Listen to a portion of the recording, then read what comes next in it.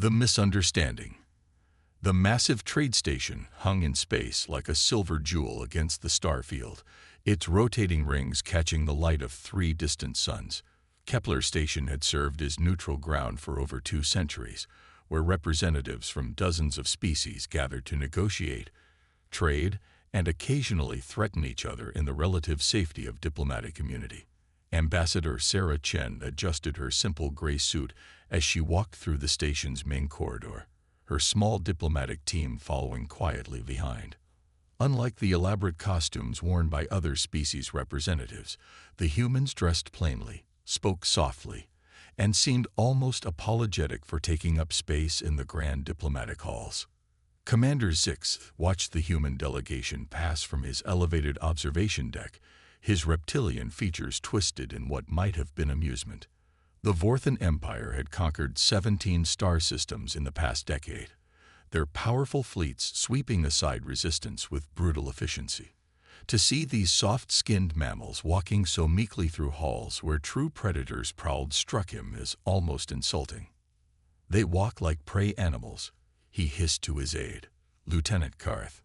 "No wonder their expansion has been so slow. They lack the killer instinct." Down in the trading bazaar, Merchant Creela clicked her mandibles thoughtfully as she observed the human trade representative examining her quantum processors. The insectoid's compound eyes allowed her to see the micro-expressions that crossed the human's face, and what she saw puzzled her. There was intelligence there, certainly, but also something else, a careful, measuring quality that reminded her of the way hunter wasps studied their prey before striking. "Your price seems reasonable," the human said politely. "However, we would prefer to purchase only half the quantity at this time. We like to test new technologies thoroughly before committing to larger orders." Creela's antennae twitched. Other species would have demanded bulk discounts or tried to intimidate her into better terms. The human simply accepted her initial offer and asked for less than she was willing to sell. It was almost civilized. Captain James Rodriguez stood quietly behind Ambassador Chen during the opening ceremonies, his trained eyes constantly scanning the crowd. As head of human security for the delegation, he noted the way other species guards carried themselves with obvious aggression, their weapons displayed prominently as symbols of their civilization's strength. His own sidearm was concealed, his stance relaxed, his expression pleasant and non-threatening. To casual observers, he looked more like a diplomat's assistant than a security professional. This was exactly the image he wanted to project. The opening session took place in the Grand Assembly Hall, a vast chamber with floating platforms arranged in concentric circles around a central speaking area. Each species delegation occupied their traditional positions, with the most militarily powerful empires claiming the highest platforms.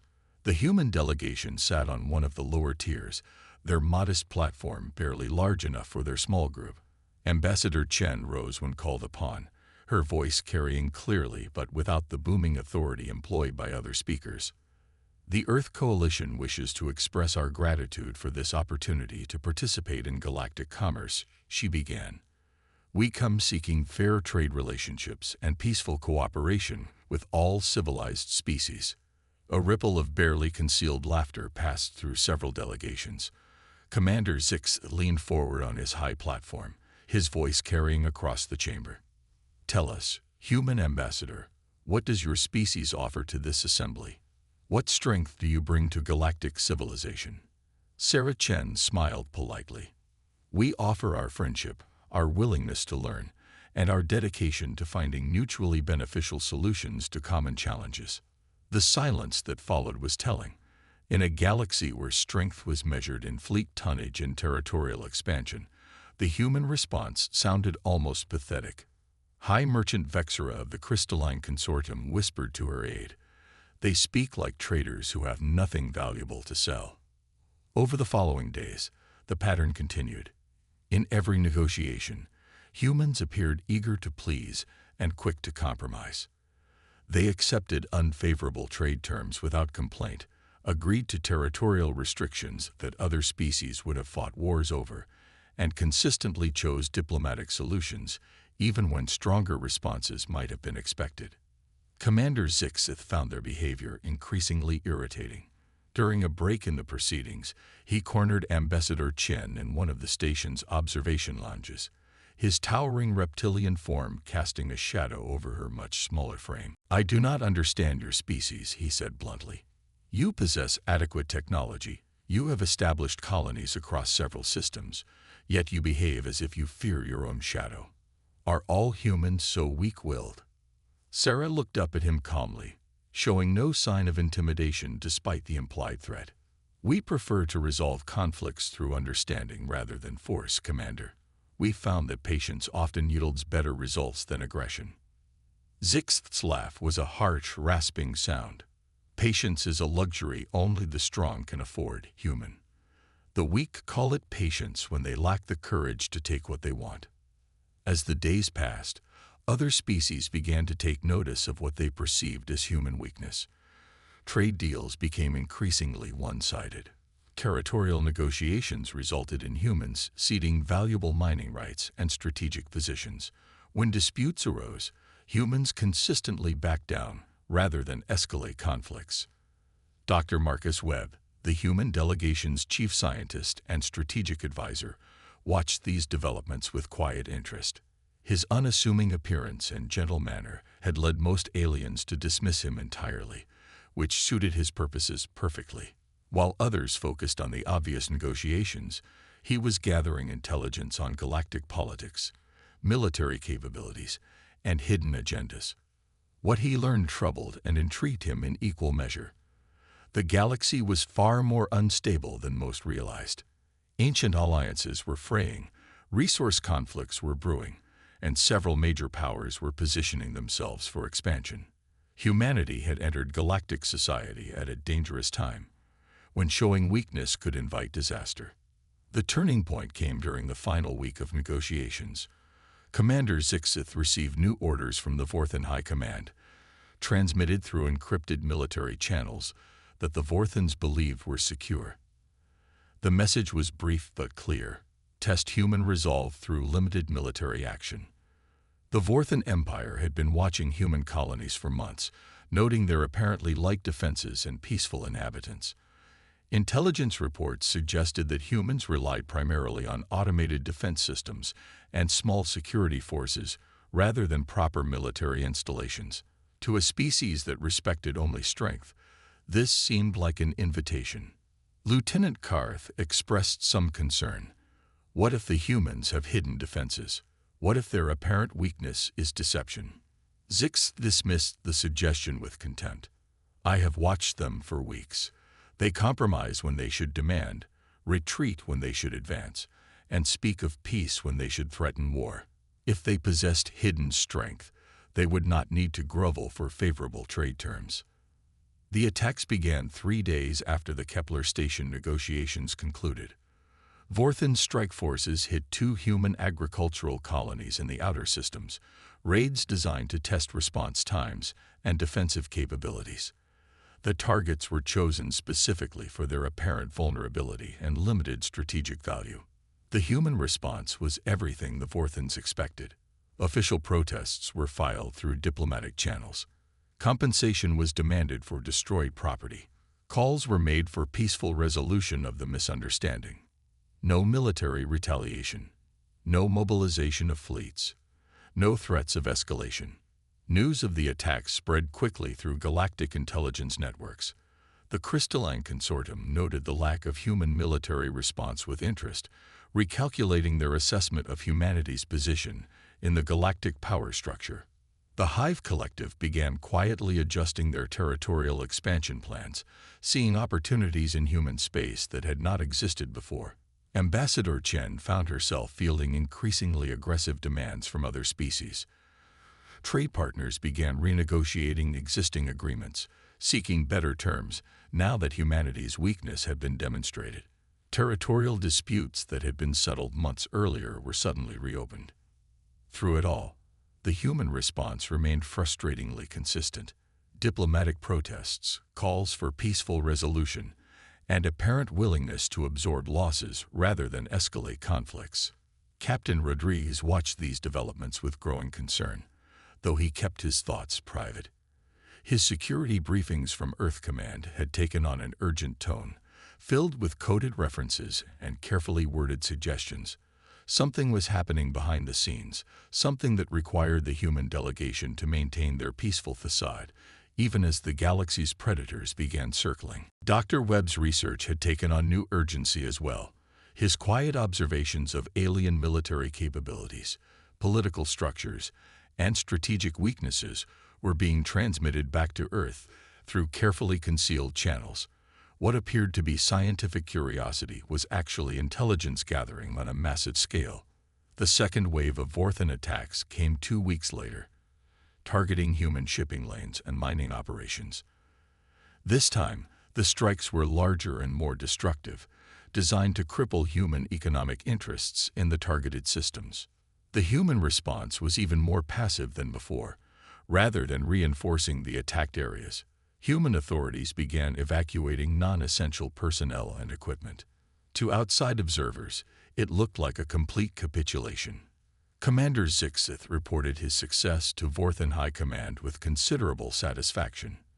The humans are withdrawing from contested sectors rather than fight for them. Their colonies are lightly defended, their response times are slow, and their military capabilities appear negligible. I recommend immediate expansion into human space while they remain demoralized. The authorization came within hours. The Vorthan Empire would launch a full-scale invasion of human territory, seizing the 3 most valuable human colonies and establishing permanent military bases in formerly human space. Other species would see this as proof of Vorthan's strength and human weakness, deterring future challenges to Vorthan expansion. What none of the aliens realized was that humanity had been expecting this moment from the day they first made contact with galactic civilization. Every compromise, every retreat, every apparent weakness had been carefully calculated to create exactly this situation. The humans had been watching, learning, and preparing. And soon, the galaxy would discover what happened when you mistook human patience for human weakness. The revelation. The Vorthan invasion fleet emerged from hyperspace in perfect formation. 300 warships arranged in the classical attack pattern that had served the Empire well for over a century. Admiral Mordak stood on the bridge of his flagship, the massive dreadnought Worldbreaker, watching the tactical displays with satisfaction. Target colony Kepler-7 shows minimal defensive activity, reported his tactical officer. Automated platforms are powering up, but we detect no major fleet elements. Mordak nodded approvingly. The human colony was exactly as intelligence had predicted. Lightly defended, economically valuable, and strategically positioned to serve as a forward base for further expansion into human space. The fact that it housed nearly 2 million human civilians was irrelevant. The galaxy respected only strength, and today the Vorthan Empire would demonstrate that strength decisively. What the Vorthan admiral did not realize was that every ship in his fleet had been tracked from the moment they began their journey toward human space. Deep space monitoring stations, invisible to conventional sensors, had been feeding precise location data to Earth Command for days. The humans knew exactly when the invasion would arrive, exactly how many ships were coming, and exactly what those ships were capable of. Admiral Elena Vasquez stood in the primary command center buried deep beneath the lunar surface, surrounded by holographic displays that showed the positions of every human and alien vessel within 50 light-years of Earth. Her silver hair was pulled back in a simple ponytail, and her expression remained calm despite the magnitude of what was about to unfold. "All units report ready status," announced Commander Torres from the tactical station. "Ghost Fleet is in position. Sentinel Array is online. Operation Revelation is authorized to proceed." Elena nodded once. "Execute Phase 1. Light-years away, the Vorthan fleet began its attack on Kepler-7. Plasma cannons opened fire on the orbital defense platforms, which returned fire with what appeared to be standard defensive protocols. The battle seemed to unfold exactly as Vorthan strategists had predicted. Then something impossible happened. The human defense platforms, which should have been destroyed within the first minutes of bombardment, began adapting. Their shields reconfigured to better resist Vorthan plasma weapons. Their targeting systems achieved accuracy percentages that exceeded known technological limits. Most disturbing of all, they began coordinating their fire in patterns that suggested genuine tactical intelligence rather than simple automated responses. "Sir," the Vorthan tactical officer reported with growing alarm, "the defensive platforms are learning from our attack patterns. Their effectiveness is increasing with each exchange." Admiral Mordak frowned. "Impossible. These are automated systems. They cannot adapt beyond their programming." But even as he spoke, the truth became undeniable. The human defenses were not just adapting. They were evolving. What had appeared to be simple defensive platforms were revealing capabilities that exceeded those of many species' frontline warships. Commander Zixith, commanding one of the assault groups, found his squadron taking unexpectedly heavy losses. "All units, concentrate fire on Platform 7, he ordered. "We'll overwhelm it with focused bombardment." The platform designated Platform 7 absorbed the combined firepower of 12 Vorthan destroyers for nearly 30 seconds before its shields finally collapsed. But in those 30 seconds, it had eliminated 4 of the attacking vessels and severely damaged 3 others. "How is this possible?" Zixth demanded. Intelligence reported minimal human defensive capabilities. What he didn't know was that each defensive platform was actually a fully autonomous warship designed to appear as a simple automated defense system while concealing military capabilities that exceeded most known technologies. The humans had been developing these systems for decades, preparing for exactly this moment. On Earth, Dr. Marcus Webb watched the tactical displays with quiet satisfaction. "Phase 1 is proceeding as expected," he reported to Admiral Vasquez. "Enemy forces are engaging the Sentinel platforms and taking significant losses. They still believe they're fighting defensive installations." Helena smiled grimly. "Initiate Phase 2. In the Kepler-7 system, the nature of the battle suddenly changed. What the Vorthans had assumed were reinforcement platforms emerging from behind the planet's moons were actually something far more sophisticated. These new arrivals moved with the fluid grace of organic beings, coordinating their attacks with an intelligence that made Admiral Mordak's blood run cold. "Sir, these new contacts are not following any known tactical patterns," his science officer reported. "Their energy signatures are unlike anything in our databases. And, sir, they're trying to communicate with us." The message came through on standard diplomatic frequencies, spoken in perfectly accented Vorthan. "Vorthan fleet, you have attacked a peaceful colony without provocation. Withdraw immediately or face the consequences of your aggression." Mordak's reply was swift and brutal. "Human vessels, you are outgunned and outnumbered. Surrender immediately or be destroyed." The response came not in words but in action. The human ships, which had been maintaining defensive positions, suddenly accelerated to speeds that should have been impossible. Their weapons, when they finally opened fire, carved through Vorthan shields as if they were made of paper. In the space of 10 minutes, Admiral Mordak lost nearly a third of his fleet.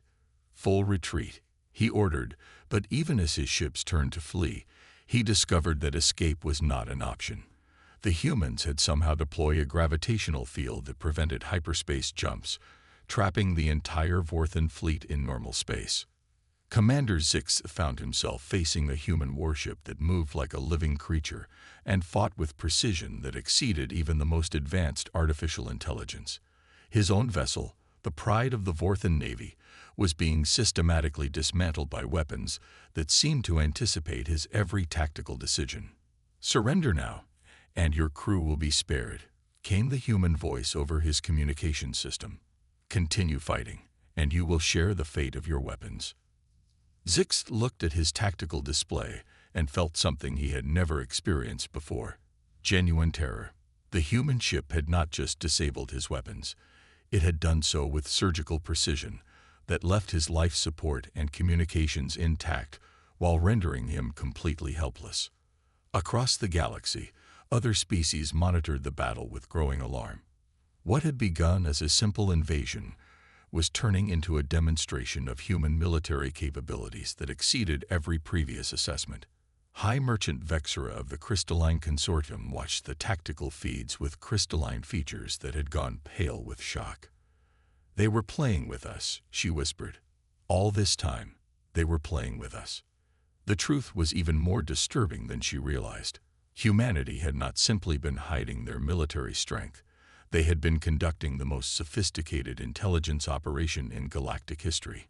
Every trade negotiation, every diplomatic compromise, every apparent weakness had been designed to gather information while concealing human capabilities. Dr. Webb's scientific curiosity had been genuine, but it had also served as cover for detailed analysis of every major species' military doctrine, technological capabilities, and strategic weaknesses.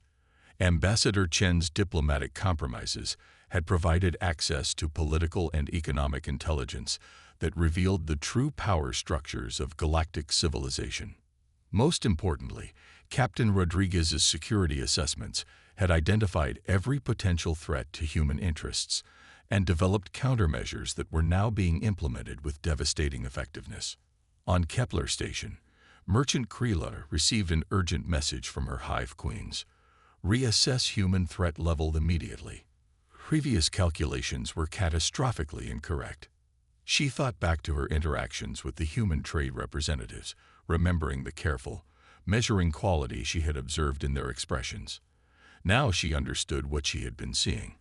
They had been studying her, learning her species' weaknesses, preparing for exactly this moment. The Vorthan invasion had been allowed to succeed just long enough to commit the Empire's forces completely. Now, with their fleet trapped and helpless, Admiral Mordak faced a choice between surrender and annihilation. Admiral Vasquez opened a direct communication channel to the Vorthan flagship. When she appeared on Mordak's main screen, her expression was calm and professional, showing no trace of gloating or cruelty. "Admiral Mordak," she said simply, "your invasion of human space has failed. Your fleet is surrounded, and your weapons are disabled. I am prepared to accept your surrender and arrange for the safe return of your personnel to Vorthan space." Mordak stared at the human woman who had just destroyed the most powerful invasion fleet in Vorthan history. "How?" he asked. "Our intelligence indicated minimal human defenses. How is this possible?" Elena's smile was neither cruel nor mocking, but it chilled him nonetheless. "Your intelligence was based on what we chose to show you, Admiral. Humanity has been preparing for this conflict since the day we first made contact with galactic civilization. We knew that appearing weak would eventually provoke exactly this response." The implications of her words struck him like a physical blow. "You planned this. We planned for every possibility, Admiral. Your species values strength above all else, so we allowed you to believe we were weak until you committed yourself to proving it. Now the galaxy will see what happens when human patience is finally exhausted." The surrender of the Vorthan invasion fleet sent shockwaves through galactic civilization. Within hours, emergency sessions were being called in every major government. Trade agreements with humanity were being hastily renegotiated. Territorial disputes that had seemed settled were suddenly being reconsidered. Commander Zixth, now a prisoner aboard a human vessel, found himself treated with courtesy and respect despite his aggression. The human captain who had defeated him introduced herself as Captain Sarah Kim, and she answered his questions with startling honesty. "Why did you pretend to be weak?" he asked. "Because strength without wisdom leads to destruction," she replied. "We needed to understand the galaxy we were entering, identify potential threats, and prepare appropriate responses.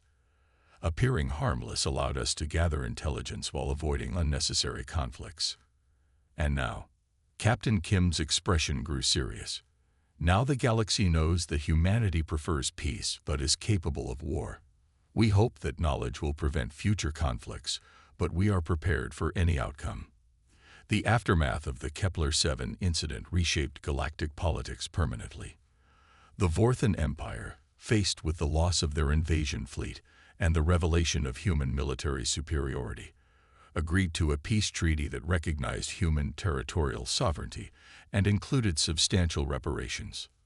Other species quickly followed suit. The Crystalline Consortium offered favorable trade agreements.